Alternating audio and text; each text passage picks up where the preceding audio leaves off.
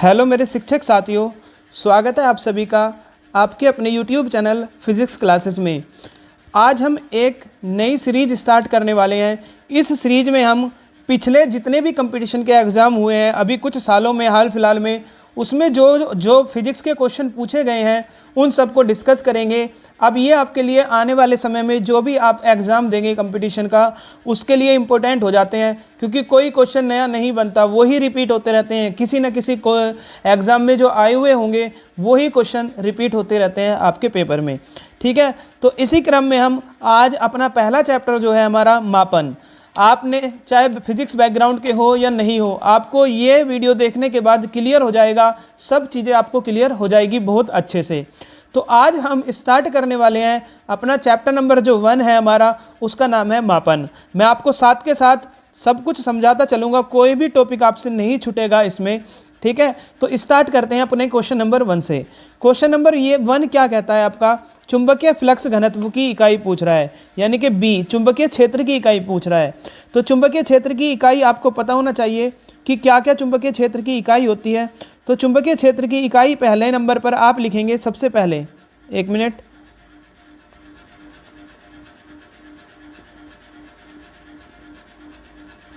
सबसे पहले नंबर पर आप लिखेंगे क्या होती है, टेस्ला।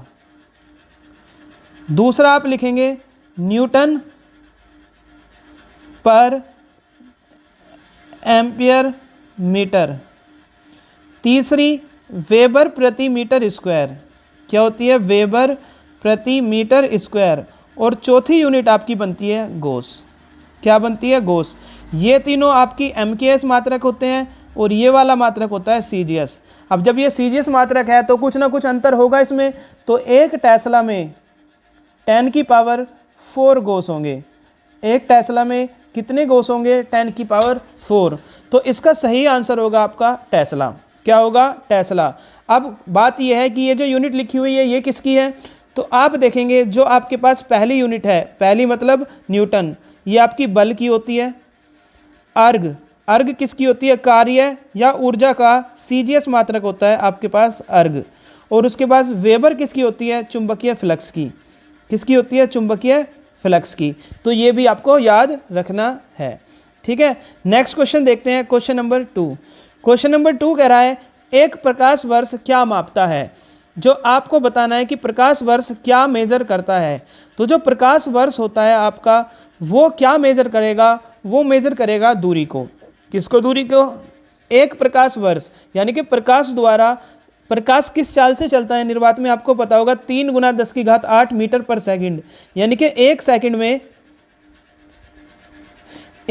में प्रकाश 3 × 10⁸ मीटर चलता है।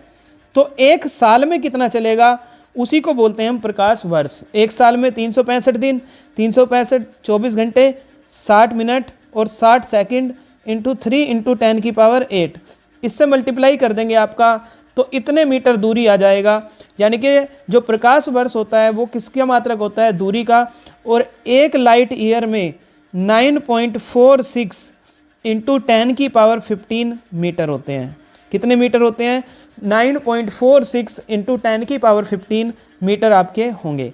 क्वेश्चन नंबर 3, वर्षा को मापने के लिए जिस उपकरण का उपयोग किया जाता है, जिसमें वर्षा के पानी को इकट्ठा करने के लिए शीर्ष पर एक फनल के साथ मापने वाला सिलेंडर होता है। मतलब आपको बताना है कि वर्षा को मापने के लिए ऐसे किस उपकरण का प्रयोग किया जाएगा जिसमें वर्षा के पानी को इकट्ठा करने के लिए उसके हेड पर, शीर्ष पर एक फनल के साथ एक सिलेंडर लगा होता है। तो इसका आंसर होगा आपका रेन गेज। क्या होगा, रेन गेज। तो रेन गेज का प्रयोग किया जाता है वर्षा के जल को मापने के लिए। ठीक है, नेक्स्ट क्वेश्चन देखते हैं, निम्न में से आवेग का मात्रक कौन सा है। तो सबसे पहले आपको पता होना चाहिए आवेग क्या होता है। अगर कोई भी बल वस्तु पर कुछ सूक्ष्म समय के लिए लगे तो बल और समय का गुणनफल आपका कहलाता है आवेग।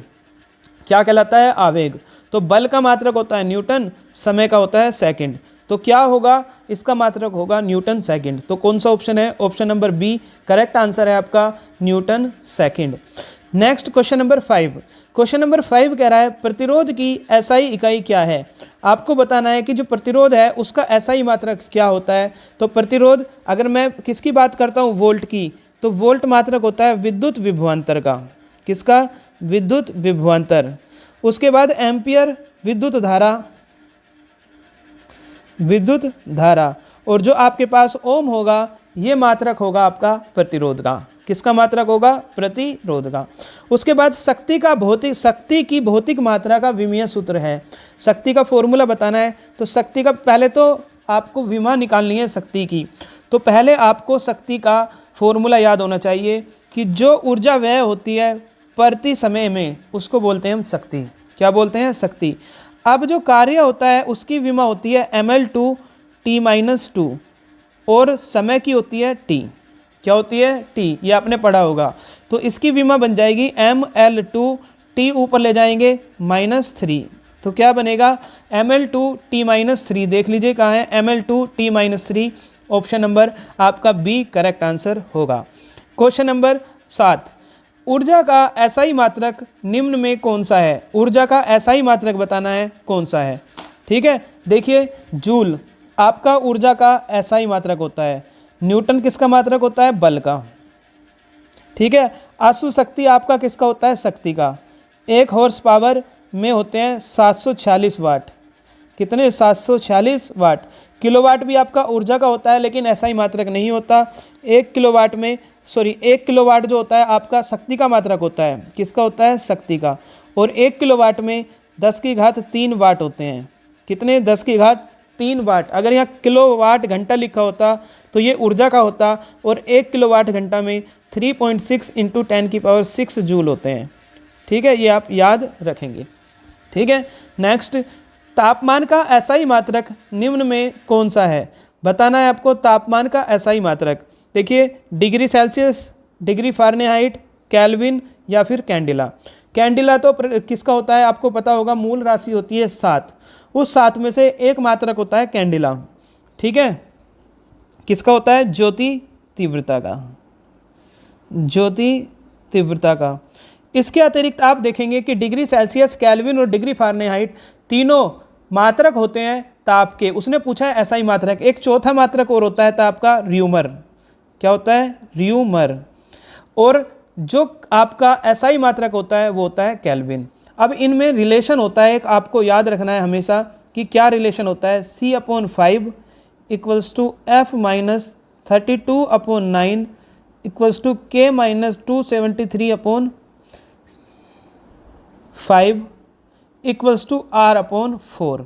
तो ये रिलेशन होता है किसमें? सेल्सियस, फ़ारेनहाइट, केल्विन और र्यूमर में। ये आपको याद रखना है। इसके ऊपर कोई भी आपसे क्वेश्चन पूछा जा सकता है, और पूछा जाएगा तो आपको बताना पड़ेगा। ठीक है, फिर है नेक्स्ट क्वेश्चन, पारसेक निम्न में से किसका मात्रक होता है? तो पारसेक भी दूरी का मात्रक होता है। किसका मात्रक होता है? दूरी का। ठीक है, पारसेक भी दूरी का मात्रक होता है। एक पारसेक में 3.086 × 10⁻16 मीटर होते हैं, और ये दूरी का सबसे बड़ा मात्रक होता है पारसेक। क्या होता है? पारसेक दूरी का सबसे बड़ा मात्रक होता है। ऊर्जा का मात्रक आपका क्या बनेगा? ऊर्जा का मात्रक आपका क्या बनता है? जूल। और सीजीएस मात्रक होता है इसका अर्ग। अर्ग कैसा मात्रक है? सीजीएस। और ये आपका एसआई। ठीक है, नेक्स्ट क्वेश्चन की बात करते हैं। क्वेश्चन नंबर, द्रव्यमान का मात्रक क्या होता है? किलोग्राम। अन्य मात्रक होंगे इसके ग्राम, पाउंड, मिलीग्राम। ठीक है, समय का मात्रक क्या होता है? SI, second. अदर मात्रक मिनट, आवर्स, डैश। ठीक है, नेक्स्ट, प्रतिबल की एसआई यूनिट निम्न में कौन सी है? प्रतिबल की एसआई यूनिट आपको बताना है। Question number 10। प्रतिबल का फॉर्मूला होता है P = प्रतिबल = बल बटे क्षेत्रफल। ठीक है, तो बल का मात्रक होता है न्यूटन, क्षेत्रफल का होता है मीटर स्क्वायर। तो क्या बनेगा? न्यूटन पर मीटर स्क्वायर। और ये दाब का भी मात्रक होता है न्यूटन पर मीटर स्क्वायर। इसको लिखते हैं पास्कल। क्या लिखते हैं? पास्कल। तो आप लिख सकते हैं न्यूटन पर मीटर स्क्वायर, या लिख सकते हैं पास्कल। क्या? पास्कल। वोल्ट देखेंगे तो विद्युत विभवांतर का होता है। किसका होता है? वोल्ट विद्युत विभवांतर का। जूल देखेंगे तो कार्य, ऊर्जा, इन सब के मात्रक क्या होते हैं? जूल। वाट की बात करते हैं तो जो वोट होता है वो विद्युत शक्ति का मात्रक होता है। किसका? विद्युत शक्ति का। ठीक है, चलिए क्वेश्चन नंबर 11 देखते हैं। निम्न कथनों में कौन सा कथन सही है? आपको बताना है कि विद्युत धारा का एसआई मात्रक एम्पियर होता है। बिल्कुल सही है, विद्युत धारा का एसआई मात्रक क्या होता है? एम्पियर। प्रदीप्ति तीव्रता का एसआई मात्रक एम्पियर होता है? नहीं, प्रदीप्ति तीव्रता का मात्रक क्या होता है? कैंडिला। क्या होता है? कैंडिला। एम्पियर किसका होता है? धारा का। उसके बाद राशि, ये गलत हो गया आपका, राशि का एसआई मात्रक एम्पियर होता है। किस राशि का? यहाँ कुछ दिया ही नहीं, ये गलत हो गया। ठीक है, तापमान का एसआई मात्रक एम्पियर होता है? नहीं, तापमान का एसआई मात्रक क्या होता है आपके पास? केल्विन। क्या होता है? केल्विन। ठीक है, तो चलते हैं, इसका ऑप्शन नंबर आपका ए सही है। क्वेश्चन नंबर 12, कैंडिला निम्न में से किस आधार राशि की एसआई इकाई है? कैंडिला बताना है किसकी? मैं कई बार आपको बता चुका कि ज्योति तीव्रता या दीप्त तीव्रता के मात्रक होता है आपके पास कैंडिला। लंबाई का मात्रक क्या होता है? मीटर। द्रव्यमान का मात्रक किलोग्राम, एसआई की बात चल रही है। तापमान का मात्रक क्या होता है? केल्विन। क्या होता है? Kelvin. Next question number 13, metre cube या घन मीटर किसका एसआई व्युत्पन्न मात्रक है? मीटर क्यूब किसका मात्रक होता है? द्रव्यमान का किलोग्राम, बल का क्या होता है? न्यूटन,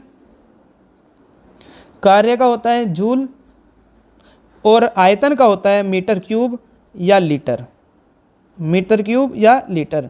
तो सही आंसर होगा ऑप्शन नंबर सी, यानी कि आयतन का मात्रक होता है आपका मीटर क्यूब। धारा की इकाई कौन सी है? विद्युत धारा की इकाई बताना है कौन सी है, तो एम्पियर विद्युत धारा की इकाई होता है। कूलाम किसकी होती है? आवेश की। वाट किसकी होती है? विद्युत शक्ति की। वोल्ट किसका होता है? विद्युत विभवांतर।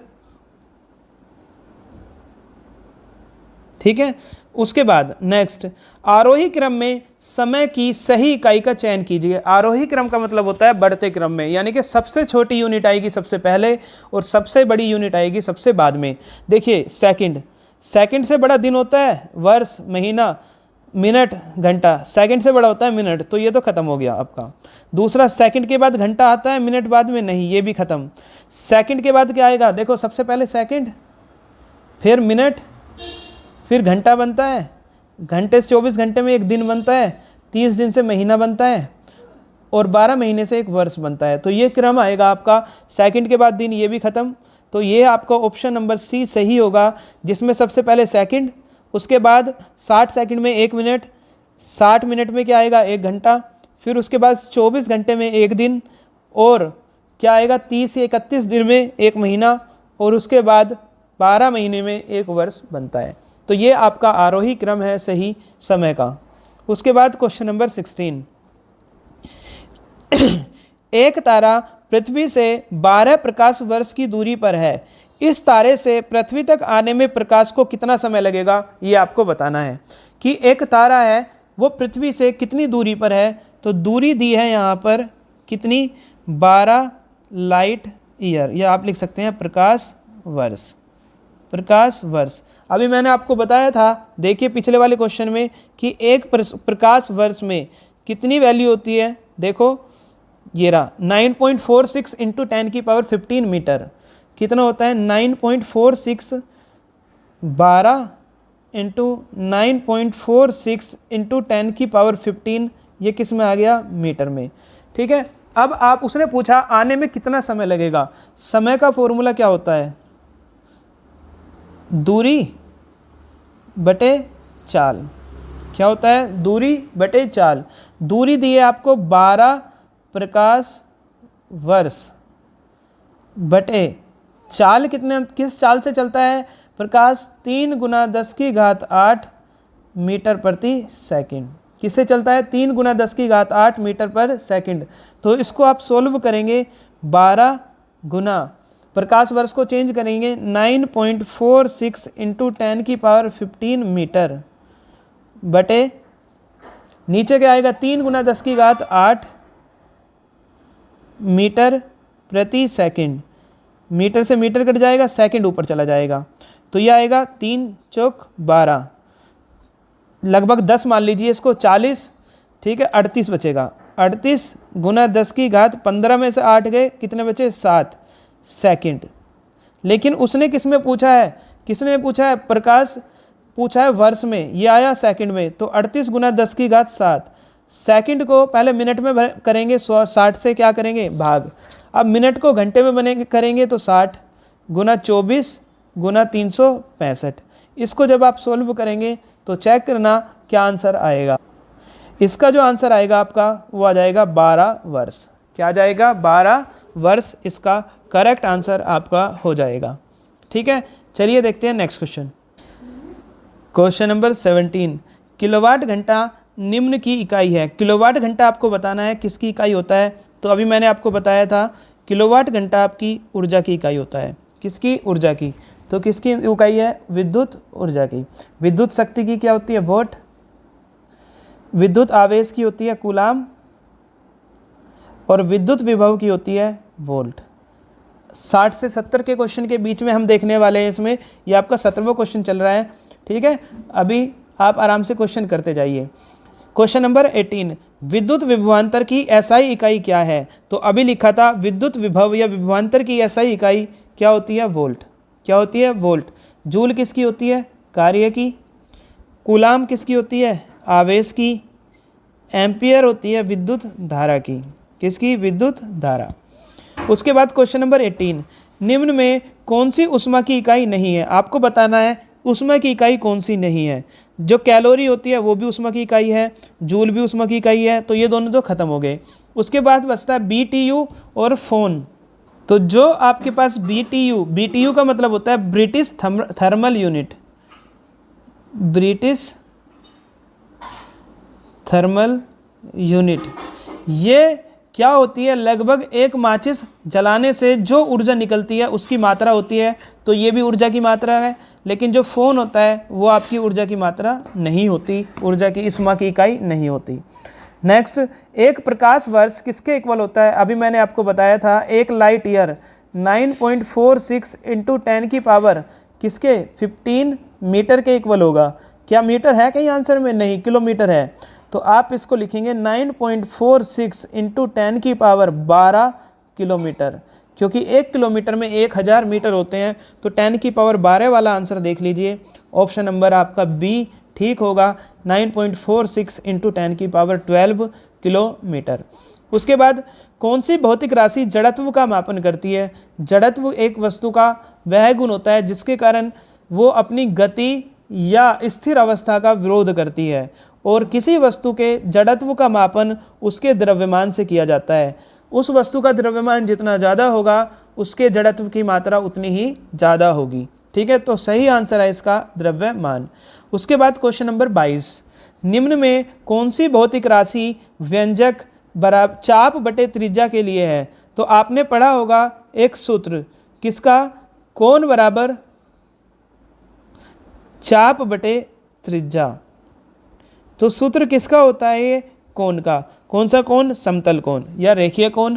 ठीक है, इसका मात्रक होता है कोण बराबर चाप बटे त्रिज्या। तो ऑप्शन नंबर सही इसका आंसर होगा। त्वरण के एसआई मात्रक में सेकंड का घातांक क्या होता है। सबसे पहले तो आपको त्वरण का मात्रक पता होना चाहिए, मीटर प्रति सेकंड स्क्वायर। यानी कि नीचे आ रहा है सेकंड, तो ऊपर जाएंगे मीटर सेकंड की पावर -2। तो यही उसने पूछा है कि सेकंड का घातांक कितना होगा। तो सेकंड का घातांक कितना होगा आपके पास? -2 is the correct answer. Question number 24, निम्न में से किसे गॉस नामक इकाई में मापा जाता है। अभी मैंने आपको सबसे पहला यही क्वेश्चन कराया था कि एक टेस्ला में 10 की पावर 4 गॉस होते हैं। एक टेस्ला में कितने गॉस होते हैं? 10 की पावर 4। और जो टेस्ला होती है वो चुंबकीय प्रेरण बी की इकाई होती है। किसकी? चुंबकीय प्रेरण बी की इकाई होती है।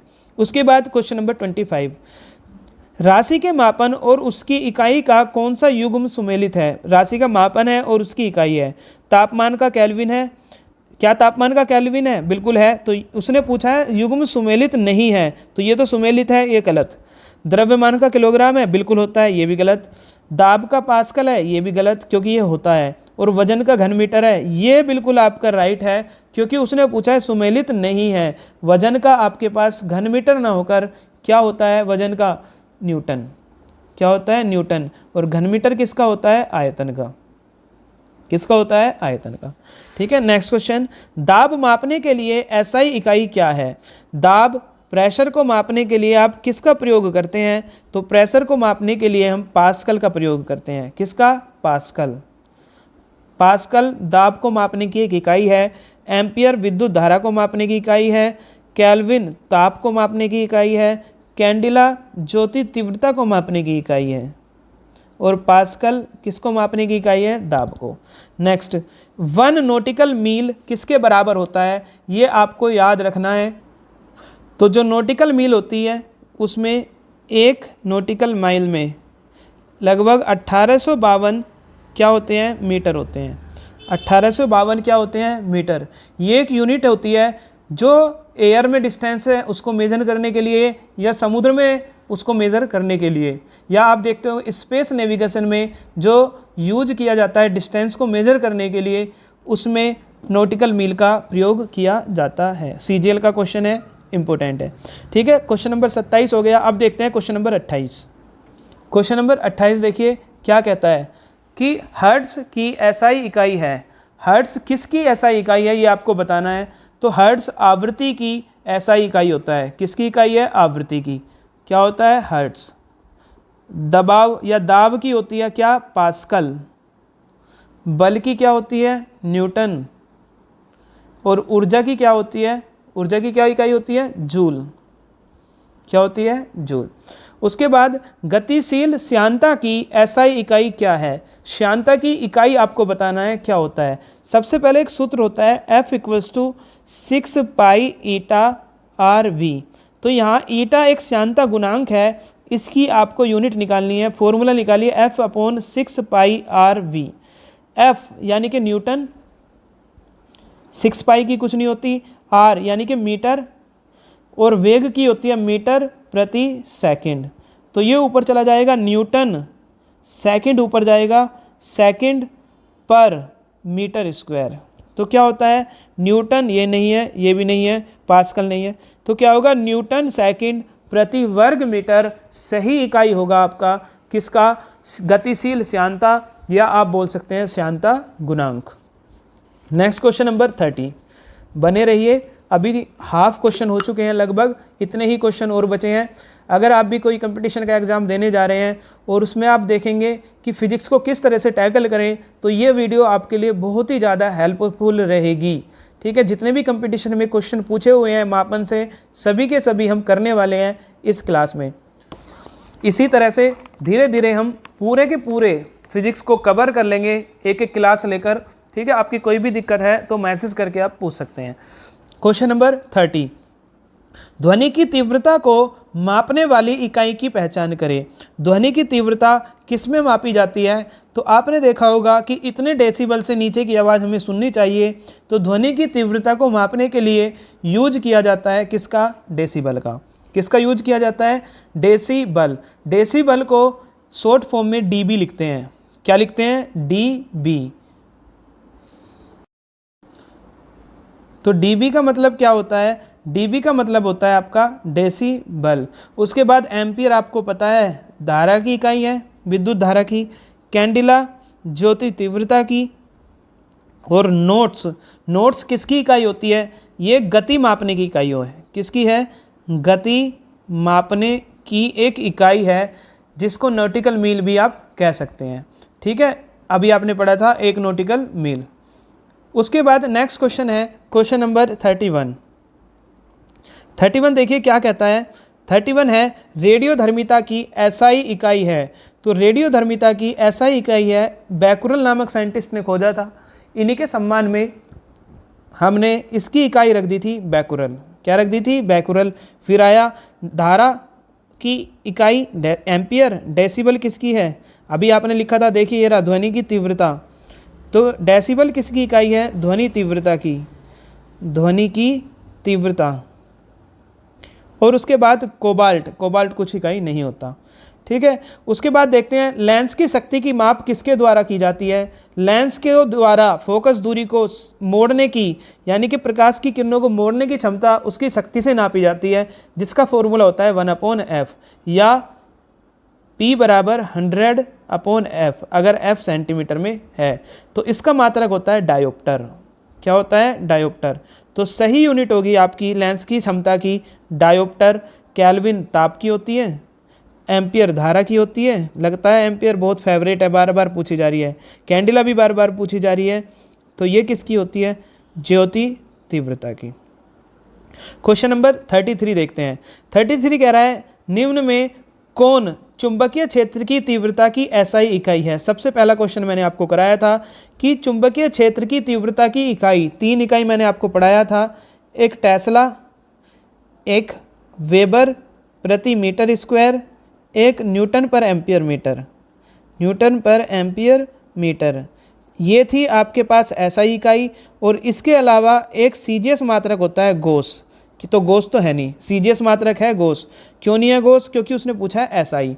तो एसआई इकाई इन 3 में से होगी। देख लीजिए कौन सा है, कौन सा है? टेस्ला। ओम नहीं होती। ओम किसकी होती है? विद्युत प्रतिरोध की। और वेबर किसकी होती है? चुंबकीय फ्लक्स की। किसकी होगी? चुंबकीय फ्लक्स की। तो सही आंसर होगा आपके पास क्या? सही आंसर आपके पास क्या होगा? टेस्ला। और एक टेस्ला में 10⁴ क्या होते हैं? गॉस। एक टेस्ला में 10⁴ क्या होंगे? गॉस होंगे। Next question number 34।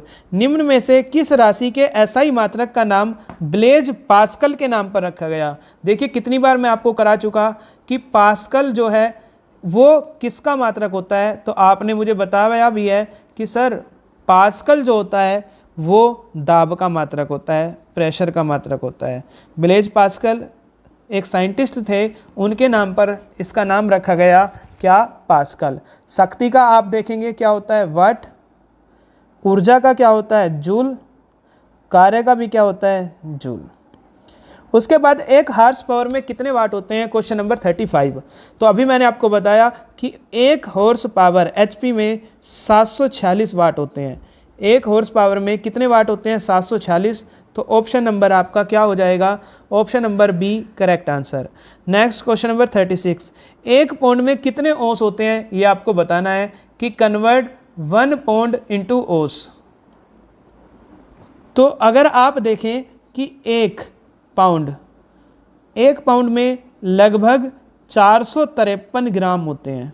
एक पाउंड में लगभग कितने ग्राम होते हैं? 453 ग्राम होते हैं। और एक औंस में लगभग, एक औंस में लगभग कितने ग्राम होते हैं? 28 ग्राम। कितने ग्राम होते हैं? 28 ग्राम। तो इसका मतलब ये है कि अगर आप इन दोनों को डिवाइड करें तो लगभग 16 टाइम जाएगा। तो इसका मतलब एक पाउंड में 16 औंस होंगे। एक पाउंड में कितने औंस होंगे? 16। एक पाउंड में 16 औंस होंगे। ठीक है, ये आपको याद रखना है, इम्पोर्टेंट है। आपसे अलग ही क्वेश्चन है कि पाउंड को ग्राम में बदलवा लेता था, किलोग्राम में बदलवा लेता था, लेकिन यहाँ पर एक पाउंड को किस में बदलवा लिया?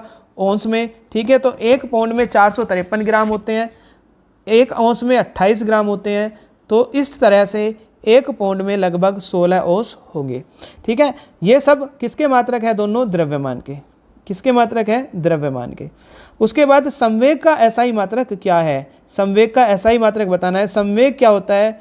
P बराबर mv। वस्तु का द्रव्यमान और वेग का गुणनफल संवेग कहलाता है। द्रव्यमान का मात्रक होता है क्या? किलोग्राम। और वेग का होता है मीटर पर सेकंड। तो क्या बन गया? Kilogram metre per second. Option number B correct answer होगा, किलोग्राम मीटर पर सेकंड इसका करेक्ट आंसर होगा। नेक्स्ट क्वेश्चन नंबर देखते हैं 38। भौतिक राशि एसआई मात्रक का निम्न में कौन सा युग्म सुमेलित है? शक्ति का मात्रक किलोग्राम होता है? नहीं। शक्ति का मात्रक क्या होता है बताइए? वाट। क्या होता है? वाट। और किलोग्राम किसका होता है? द्रव्यमान का। तो पहला तो गलत हो गया, उसने पूछा है सुमेलित है। अधिष्ठापन का हेनरी, ये भी गलत। ठीक है, अधिष्ठापन कोई वर्ड नहीं होता, हेनरी होता है प्रेरकत्व का। किसका होता है? प्रेरकत्व। उसके बाद विद्युत धारिता का ओम, नहीं, धारिता का क्या होता है, फैरड। क्या होता है, फैरड। और ओम किसका होता है, प्रतिरोध का, तो ये भी गलत। उसके बाद बल का न्यूटन, ये करेक्ट है। तो बल का मात्रक क्या होता है, न्यूटन। ये पेयर आपका बिल्कुल सही है। नेक्स्ट क्वेश्चन नंबर 39, भौतिकी में हबल नियतांक क्या है। आपको बताना है कि हबल कांस्टेंट होता है एक फिजिक्स में, वो क्या है। तो पहले समझ लीजिए कि हबल का नियम क्या है। हबल एक साइंटिस्ट का नाम है जो ये कहते हैं कि जो आकाशगंगा है वो पृथ्वी से दूर जा रही है और उनके दूर जाने की गति पृथ्वी से संबंधित आकाशगंगा की दूरी के अनुक्रमानुपाती है। मतलब कि जो, पहले तो यही समझ लीजिए कि सारी की सारी आकाशगंगा पृथ्वी से दूर जा रही है। मान लीजिए ये आपकी पृथ्वी है, अर्थ है, एक आकाशगंगा ये है, एक आकाशगंगा ये है, एक आकाशगंगा ये है। तो ये दोनों, ये भी पृथ्वी से दूर जा रही है, ये भी पृथ्वी से दूर जा रही है, ये भी पृथ्वी से दूर जा रही है, यानी कि ब्रह्मांड का विस्तार हो रहा है। अब ये विस्तार, ये कौन सी ज़्यादा दूर जाएगी, क्वेश्चन ये है। तो जो पृथ्वी से ज़्यादा दूरी पर होगी वो ही सबसे ज़्यादा दूर जा रही होगी। तो आप देखेंगे ये वाली आकाशगंगा पृथ्वी से सबसे ज़्यादा दूर है, इसलिए ये पृथ्वी से सबसे ज़्यादा दूर जा रही है, यानी कि ब्रह्मांड का लगातार विस्तार हो रहा है। ये किसने बताया था, हबल ने। तो हबल ने क्या बताया, माप की वह इकाई जो ब्रह्मांड के विस्तार की व्याख्या करती है क्या कहलाती है, हबल नियतांक। क्या कहलाता है, हबल नियतांक। तो हबल क्या बताते हैं कि जो ब्रह्मांड के विस्तार की व्याख्या करते हैं, कौन, हबल। उसके बाद किस ताप पर फ़ारेनहाइट और सेल्सियस बराबर होते हैं। तो अभी मैंने आपको एक फॉर्मूला लिखाया था, C/5 बराबर F-32/9 बराबर K-273/5 बराबर R/4। तो जिसका उसने कहा है फ़ारेनहाइट और सेल्सियस पूछा है, तो फ़ारेनहाइट और सेल्सियस का यूज करेंगे, C/5 बराबर F-32/9। उसने कहा किस ताप पर बराबर होंगे, तो बराबर रखिए, इसको भी x रख दीजिए, इसको भी क्या रख दीजिए, x।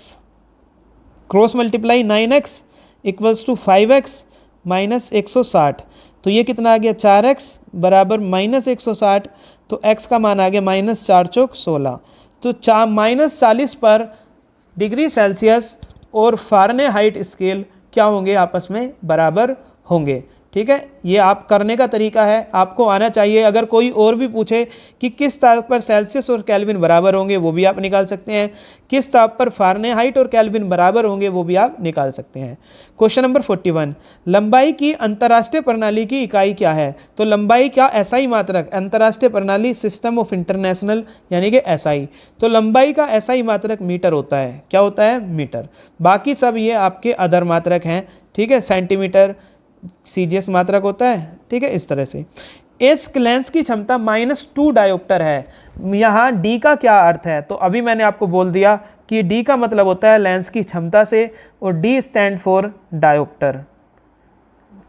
किससे, डायोप्टर। डायोप्टर का मतलब होता है लेंस की क्षमता का मात्रक। ठीक है, उसके बाद टोर किसकी इकाई है, इंपॉर्टेंट है, आपको बताना है। TORR किसकी इकाई है। ये क्वेश्चन कई बार पूछा हुआ है। ठीक है, ये कुछ अलग ही क्वेश्चन है, इसलिए मैं आपको बता देता हूँ कि टोर किसकी इकाई है। आप देखोगे टोर और पास्कल एक दूसरे के कन्वर्टेबल हैं, यानी कि एक पास्कल में लगभग 7.5 × 10⁻³ टोर होते हैं। तो जो टोर होता है वो एक दाब का मात्रक होता है। किसका मात्रक होता है, दाब का। और एक पास्कल में 7.5 × 10⁻³ टोर होंगे। ठीक है, तो ये क्वेश्चन नंबर 43 आपका कंप्लीट होता है। उसके बाद क्वेश्चन नंबर क्या हमारे पास 44, निम्न में कौन सा थर्मोडायनामिक तापमान की एसआई इकाई है। तो कई बार मैं आपको पढ़ा चुका कि थर्मोडायनामिक यानी कि ताप की क्या इकाई होती है, फ़ारेनहाइट या सेल्सियस या रेडियन या केल्विन। तो क्या होता है, केल्विन। रेडियन किसकी है, कोण की। रेडियन किसका मात्रक होता है, कोण का। और ये दोनों भी ताप का मात्रक होता है, लेकिन ताप का एसआई मात्रक क्या होता है, केल्विन, जिसको के से लिखते हैं। नेक्स्ट, दो पिंडों के, क्वेश्चन नंबर 45, दो पिंडों के तापमान में 30 डिग्री सेल्सियस का अंतर है। डिग्री फ़ारेनहाइट में यह अंतर कितना होगा, आपको बताना है। यानी कि सेल्सियस को फ़ारेनहाइट में बदलना है। तो स्केल था C/5 बराबर F-32/9। ये तो c/5 बराबर f माइनस 32/9। c कितना दिया है 30, तो 30/5 बराबर f माइनस 32/9। 5 से काट देंगे 6 बार, 6 निम 54, तो f माइनस 32 बराबर 54 और f का मान आएगा 5 और 3 8 86। तो f का मान क्या आया 86। तो ऑप्शन नंबर डी इसका करेक्ट आंसर होगा, यानी कि 36 डिग्री सेल्सियस 86 डिग्री फ़ारेनहाइट के बराबर होगा। 30 डिग्री सेल्सियस 86 डिग्री फ़ारेनहाइट के बराबर होगा। ठीक है, तो नेक्स्ट क्वेश्चन देखते हैं, क्वेश्चन नंबर 46। 46 में कह रहा है निम्न में से कौन सा उसी राशि को मापता है जिसे एसआई मात्रक पास्कल के द्वारा मापा जाता है। निम्न में कौन सा उसी राशि को मापता है जिसे एसआई मात्रक पास्कल के द्वारा मापा जाता है। मतलब वो दाब का मात्रक पूछ रहा है, एक तो पास्कल होता है, इसके अतिरिक्त और क्या होता है। ठीक है, तो और होता है, अभी मैंने आपको कराया था टोर। क्या होता है टोर, और एक टोर में लिखाए थे आपको कितने, देखो ऊपर मैंने अभी कराया था ना आपको 7.5 इंटू 10 की पावर -3, 7.5 इंटू 10 की पावर -3 पास्कल होते हैं एक टोर के अंदर। ठीक है, उसके बाद मोह एक पदार्थ की इकाई है। मोह OHM, ओम यानी कि प्रतिरोध का उल्टा होता है, और प्रतिरोध का उल्टा 1/R क्या कहलाता है आपका, विद्युत चालकता। क्या कहलाता है, विद्युत चालकता। तो चालकता का उल्टा होता है विद्युत प्रतिरोध, यानी कि क्या आंसर होगा इसका, चालकत्व। क्या होगा, चालकत्व। प्रतिरोधकता का मात्रक पूछा जाए तो आएगा ओम मीटर। क्या होता है, ओम मीटर। ठीक है, प्रतिरोध का मात्रक क्या होता है आपके पास, ओम। उसके बाद 1 कैलोरी उष्मा ऊर्जा लगभग इतने जूल यांत्रिक के बराबर होती है। तो आपको बताना है 1 कैलोरी उष्मा कितने जूल के बराबर होती है। तो 1 कैलोरी में 4.18 जूल होते हैं, आपको याद रखना है, या कहीं कहीं पर आपको 4.2 जूल भी मिल जाए। ठीक है, तो ऑप्शन नंबर सी, यानी कि 1 कैलोरी में 4.18 कह सकते हैं आप जूल, या आप कह सकते हैं 1 कैलोरी बराबर 4.2 जूल। ठीक है, तो 1 कैलोरी में कितने जूल होते हैं, 4.2 जूल होते हैं आपके 1 कैलोरी के अंदर। उसके बाद देखते हैं नेक्स्ट क्वेश्चन। क्वेश्चन नंबर है हमारे पास कौन सा, क्वेश्चन नंबर 49। बस थोड़े से क्वेश्चन और बचे हैं, 10 मिनट और बैठ जाइए आराम से। ठीक है, इस वीडियो को पूरा करके जाना, क्लास को पूरा लेके जाना, और अगर आपको लगेगा कि हाँ मुझे पसंद आई है, ये क्लास बहुत अच्छी है, तो मुझे बताइए, मैसेज कीजिए, कमेंट कीजिए, जिससे कि मैं और ज़्यादा से ज़्यादा आपकी क्लास बना पाऊँ। ठीक है, चलिए फिर देखते हैं। 30 डिग्री सेल्सियस को केल्विन में बनाना है। फॉर्मूला क्या, इसमें तो सिंपल करना है कि अगर सेल्सियस को केल्विन में जोड़ना है, c/5 बराबर K - 273/5, इससे कट गया, c की वैल्यू आ गई कितनी, K - 273।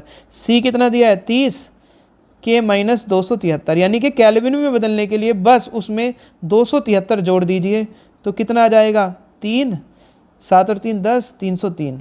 तो कितना आ जाएगा 303, यानी कि 30 डिग्री सेल्सियस में 303 केल्विन होते हैं आपका। डायरेक्ट आपके पास आंसर आ जाएगा। ठीक है, इसी तरह क्वेश्चन नंबर देखते हैं 50। डायोप्टर को आप निम्न में किसके साथ जोड़ेंगे। डायोप्टर को बताना है किसके साथ आप जोड़ेंगे। ठीक है, सबसे पहला है यूरोलॉजी। डायोप्टर का अर्थ तो आप समझते होंगे कि शक्ति का मात्रक होता है, किसकी, लेंस की क्षमता का, लेंस की क्षमता या लेंस की शक्ति, यानी कि जो आँख का डॉक्टर होगा उसके लिए प्रयुक्त होगा डायोप्टर। तो जो आपकी यूरोलॉजी होगा वो क्या होगा, एक ब्रांच है मेडिसिन की जो आपके यूरिनरी सिस्टम पर बेस होती है। किस पर, यूरिनरी सिस्टम। न्यूरोलॉजी ये आपके ब्रेन पर बेस होती है, किस पर, ब्रेन पर। उसके बाद ओंकोलॉजी बेस्ड होती है ट्रीटमेंट और डायग्नोसिस पर कैंसर के, किसके, कैंसर के। तो ऑप्शन नंबर बी ऑफ्थल्मोलॉजी आपका सही आंसर होगा। ऑफ्थल्मोलॉजी को इंग्लिश में, हिंदी में बोलते हैं नेत्र विज्ञान। क्या बोलते हैं, नेत्र विज्ञान। तो बेसिकली ये किससे रिलेटेड होगा, ऑफ्थल्मोलॉजी या नेत्र विज्ञान से, क्योंकि आँख में जो चश्मा प्रयुक्त करते हैं उस चश्मे की क्षमता मापी जाती है डायोप्टर में, इसलिए यहाँ पर पूछा गया किससे मेजर करते हैं। उसके बाद 1 इलेक्ट्रॉन वोल्ट किसकी इकाई है? इलेक्ट्रॉन वोल्ट बताना है किसकी इकाई होता है, तो इलेक्ट्रॉन वोल्ट 1 इलेक्ट्रॉन वोल्ट में 1.6 इंटू 10⁻⁻19 जूल होते हैं, और ये किसकी इकाई होता है? ऊर्जा की। किसका? ऊर्जा। नेक्स्ट, निम्न में किसमें रैखिक गति के समान आयाम है? आपको बताना है कि इनमें से किसमें रैखिक गति के समान आयाम होता है, तो इसका आंसर होगा आपके पास आवेग। जो आपके पास आवेग होता है वो उसका वही आयाम होता है जो आपका रैखिक गति का होता है, यानी कि बल लगता है बहुत सूक्ष्म समय के लिए। ठीक है। उसके बाद क्वेश्चन नंबर 53, 1 मीटर में कितने माइक्रोमीटर होते हैं ये आपको बताना है। देखिए 1 माइक्रोमीटर में होते हैं 10⁻⁻6 मीटर, यानी कि 1 मीटर में 10⁻6 माइक्रोमीटर। अब इसको आप चेंज कर लीजिए, देखिए कितनी जीरो आएगी? 6, 2 4 5, ये गलत, ये 3 है, ये गलत, 2 4 ये गलत, 2 4 6, तो कितनी जीरो आएगी? 6। तो ऑप्शन नंबर आपका सही आंसर होगा ऑप्शन नंबर सी, यानी कि कितने माइक्रोमीटर होते हैं 10⁻6 या 1 × 6 टाइम 0। उसके बाद वेबर प्रति सेकंड किसके बराबर होता है? आपको बताना है वेबर प्रति सेकंड। वेबर प्रति सेकंड किसकी इकाई होता है? सिंपल ये पूछा है। तो वेबर का मतलब होता है चुंबकीय फ्लक्स फाई, और सेकंड का मतलब होता है टी।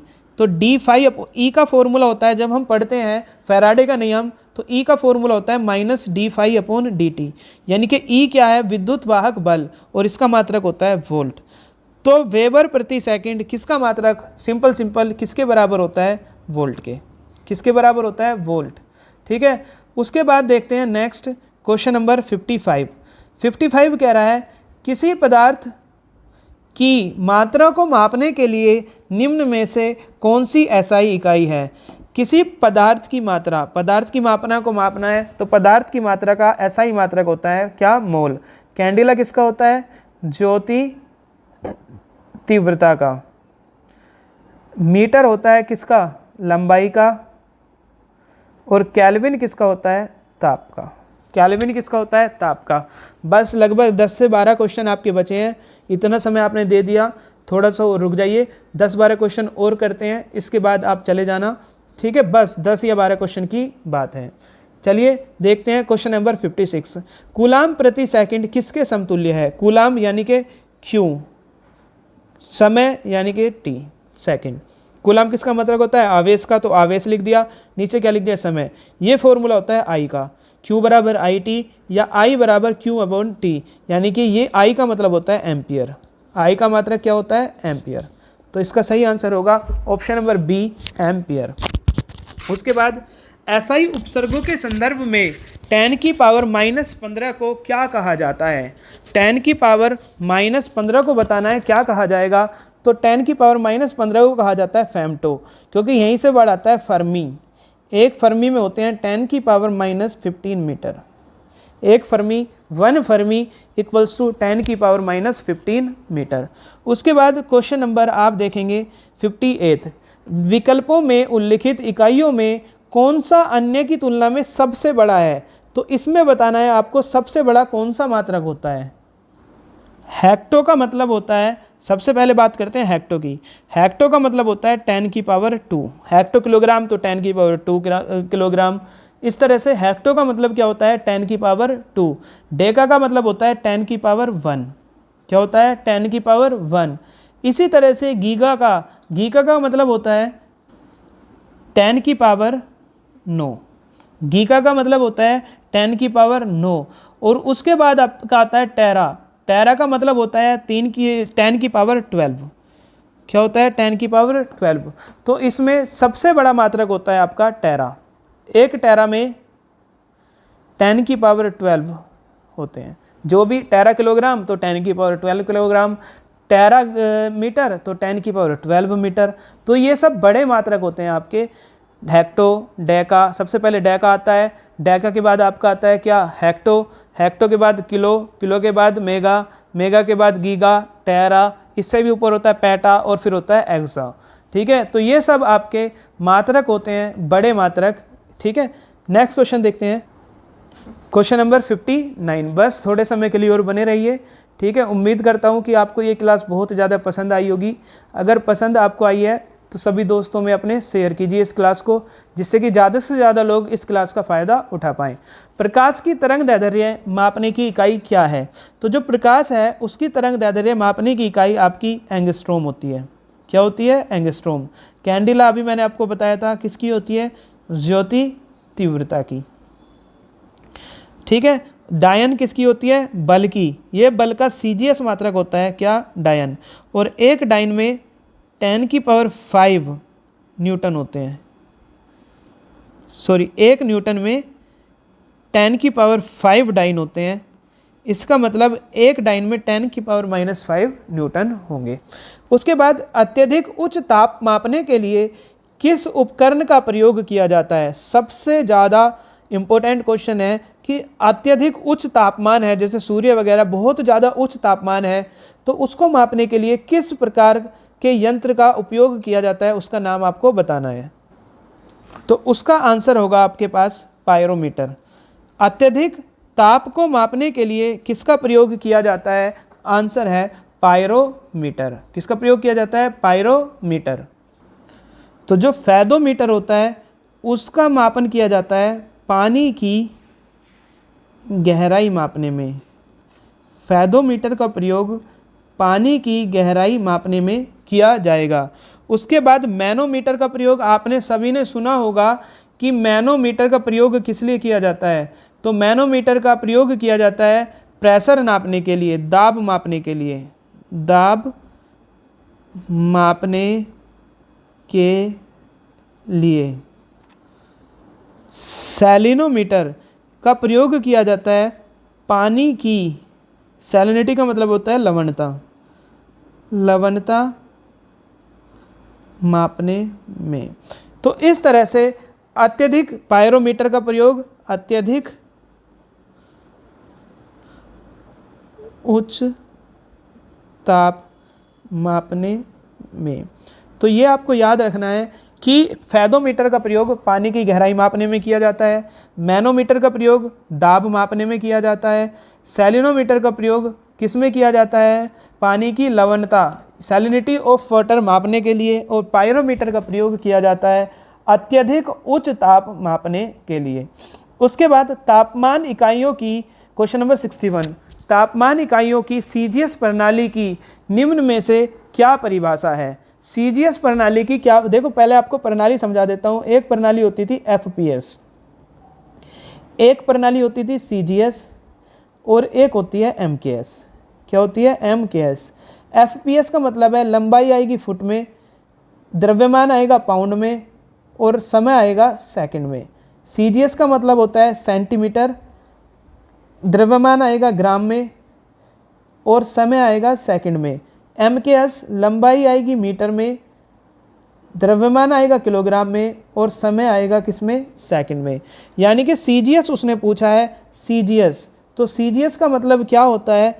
सीजीएस का मतलब होगा आपके पास सेंटीमीटर ग्राम सेकंड। तो centimetre gram second, option number D correct answer होगा, centimetre gram second correct answer.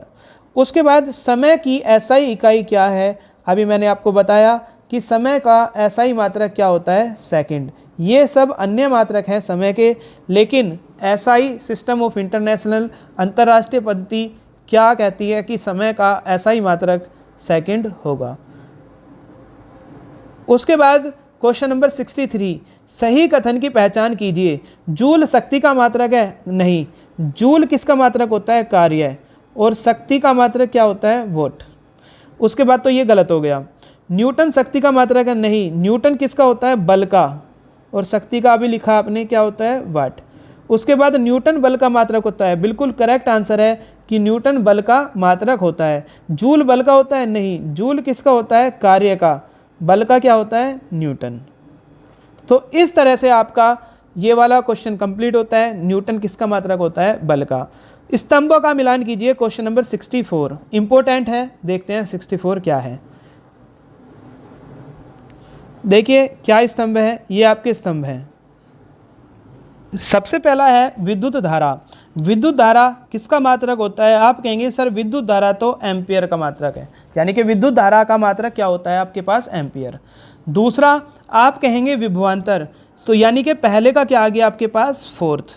दूसरा कहा विभवांतर, विभवांतर का मात्रक होता है वोल्ट, यानी कि जो सेकंड है, सेकंड का आ गया आपके पास थर्ड। धारिता, धारिता का मात्रक होता है फैरड, यानी कि जो थर्ड है, थर्ड का आपके पास आ गया 2। और उसके बाद प्रेरकत्व, प्रेरकत्व का मात्रक हेनरी, यानी कि फोर्थ का आपके पास 1 आ गया। तो कोड हो गया 4321। देख लीजिए कौन सा कोड है? 4321। तो option number C correct answer होगा, जिसके अकॉर्डिंग विद्युत धारा का मात्रक एम्पियर, विभवांतर का वोल्ट, धारिता का फैरड और प्रेरकत्व का क्या होगा? हेनरी होगा। उसके बाद 65 क्वेश्चन, निम्न में कौन सा मौसम संबंधी उपकरण है जिसमें एक कीप के आकार का संग्राहक होता है? कीप के आकार का क्या होगा? संग्राहक, इस तरह से, ठीक है। उसके बाद जो एक मापने वाली ट्यूब से जुड़ा होता है, इसमें एक ट्यूब जुड़ी होगी जिसमें मेजरमेंट लगा होगा, और इसका उपयोग एक निश्चित समय में प्रति इकाई क्षेत्रफल में वर्षा के मापन के लिए किया जाता है। कुल मिलाकर बात यह है कि आपको वर्षा को मेजर करने वाले उपकरण के बारे में बताना है कि वर्षा को मापने के लिए किसका प्रयोग किया जाता है, ठीक है। तो वर्षा को मापने के लिए प्रयोग किया जाता है मानव वर्षा गेज का। ये क्वेश्चन पहले भी रिपीट हुआ था, मैंने आपको कराया था अभी, ठीक है, गेज वाला। तो इसका आंसर होगा मानव वर्षा गेज। उसके बाद जिन क्वेश्चन नंबर 66 कहता है जिन बिंदुओं के बीच विभवांतर को मापा जाना होता है, वोल्ट मीटर उन बिंदुओं से कैसे जुड़ा होता है? तो आपको देख लो, आपको बताना है कि वोल्ट मीटर और अमीटर, ये आपको हमेशा याद रखना है, वोल्ट मीटर एमीटर, ठीक है। नीचे लिख देता हूँ एक बार, वोल्ट मीटर और एक एमीटर। जो एमीटर होता है वो प्रयोग किया जाता है विद्युत धारा को मापने में। किसको? विद्युत धारा को। और इसे परिपथ के हमेशा श्रेणी क्रम में लगाते हैं। किस में लगाते हैं? श्रेणी क्रम में। इसके अलावा जो वोल्ट मीटर होता है उसका प्रयोग किया जाता है विद्युत विभवांतर मापने में। किसमें? विद्युत विभवांतर मापने में वोल्ट मीटर का प्रयोग किया जाएगा, और इसे हमेशा परिपथ के समांतर क्रम में लगाया जाएगा। किस में लगाया जाएगा? समांतर क्रम में। आपने देखा होगा जो वोल्टेज होते हैं उसमें एक V बना होता है और एक A लिखा होता है। V का मतलब वोल्ट मीटर और A का मतलब क्या होता है? एमीटर। तो जो एमीटर होता है वो यूज किया जाता है क्या मापने के लिए? विद्युत धारा, उसको श्रेणी क्रम में जोड़ेंगे। और जो वोल्ट मीटर होता है वो विद्युत विभवांतर मापने के लिए प्रयोग किया जाएगा, और उसको हमेशा समांतर क्रम में जोड़ेंगे। तो उसने यही पूछा है कि विभवांतर को कैसे जोड़ा जाएगा? तो विभवांतर को किस में जोड़ा जाएगा? समांतर क्रम में। तो विभवांतर को किस में जोड़ा जाता है? समांतर क्रम में। नेक्स्ट क्वेश्चन है, लास्ट क्वेश्चन है आपका आज का, क्वेश्चन नंबर 67, ठीक है, लास्ट क्वेश्चन है। इसके बाद हम नया चैप्टर, कोई और दूसरा चैप्टर देखेंगे। अगर आपको ये क्लास अच्छी लगी हो तो इस क्लास को शेयर करना सभी दोस्तों में, ठीक है। एक विद्युत परिपथ में दो बिंदुओं के बीच विद्युत संभावित अंतर को मापने के लिए उपयोग किए जाने वाला एक उपकरण है। दोबारा पढ़ लीजिए, एक विद्युत परिपथ में दो बिंदुओं के बीच विद्युत संभावित अंतर को मापने के लिए उपयोग किए जाने वाला उपकरण कौन सा है? तो ये क्वेश्चन थोड़ा क्या है, दो बिंदुओं के विद्युत संभावित अंतर, विद्युत संभावित अंतर या तो लिखता विद्युत विभवांतर। तो विद्युत विभवांतर को मापने के लिए वोल्ट मीटर का प्रयोग किया जाता है। किसका किया जाता है? वोल्ट मीटर का। एमीटर का प्रयोग विद्युत धारा को मापने के लिए किया जाता है। यही मैंने आपको लिखाया था कि एमीटर का प्रयोग विद्युत धारा को मापने के लिए किया जाएगा। तो इस तरह से आपका ये चैप्टर कंप्लीट होता है जिसका नाम है मापन। इसके बाद आपका एक नया चैप्टर आएगा, चैप्टर का नाम होगा मैकेनिक्स या यांत्रिकी, ठीक है। तो अगर आपको वीडियो क्लास अच्छी लगी है तो प्लीज़ क्लास को शेयर कीजिए, ठीक है। कोई भी आपका कमेंट है, कोई भी आपका क्वेश्चन है, कोई भी क्वेश्चन ना समझ आया हो आपको तो कमेंट बॉक्स में कमेंट करिए, ठीक है। चलिए, धन्यवाद।